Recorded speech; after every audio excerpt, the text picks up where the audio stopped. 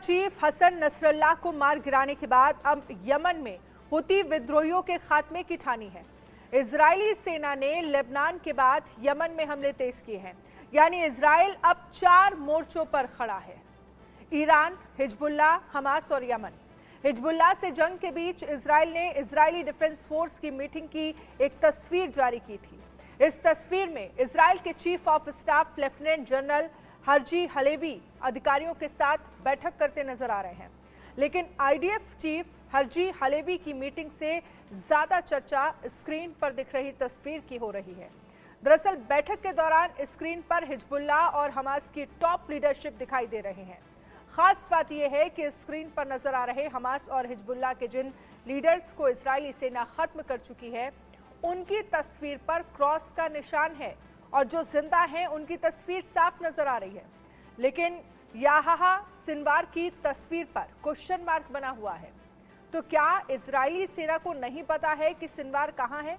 माना जा रहा है कि इस्माइल हानिये की मौत के बाद से ही उसका सुराग नहीं मिल रहा है। इस तस्वीर से साफ है कि इजराइल नसरल्लाह समेत हिजबुल्लाह के तमाम बड़े लीडर्स और कमांडर्स को निपटा चुका है। हमास और हिजबुल्लाह के जिन लोगों की तस्वीर पर क्रॉस का निशान है, इसका मतलब है कि वो मारे जा चुके हैं, लेकिन जिन लोगों की तस्वीर साफ है, उनकी तलाश इजरायली सेना कर रही है और उन्हें अपना अगला निशाना बना सकती है। इजरायली सेना तो इन अटकलों की भी जांच करने में जुटी है कि कहीं याह्या सिनवार गाजा में हुए एक हवाई हमले में मारा तो नहीं गया। दरअसल इजराइल और अमेरिकी जांच एजेंसियों ने याह्या सिनवार की तलाश में एड़ी चोटी का जोर लगाया है। दोनों देश मिलकर महीनों से सिनवार की तलाश कर रहे हैं, लेकिन उन्हें सिनवार के बारे में कोई जानकारी नहीं है। ना तो इजराइल के पास है और ना तो जिंदा होने की खबर है और ना ही मारे जाने का कोई सबूत इजराइल के पास है। इसीलिए इस तस्वीर पर आप इस पीछे स्क्रीन में देखेंगे तो क्वेश्चन मार्क बना हुआ है।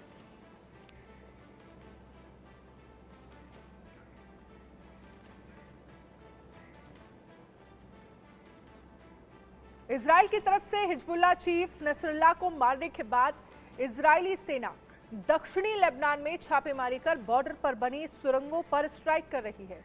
आईडीएफ की रेड बॉर्डर एरिया में हिजबुल्लाह की ऑपरेशन कैपेसिटी को नुकसान पहुंचाने के प्लान का हिस्सा है।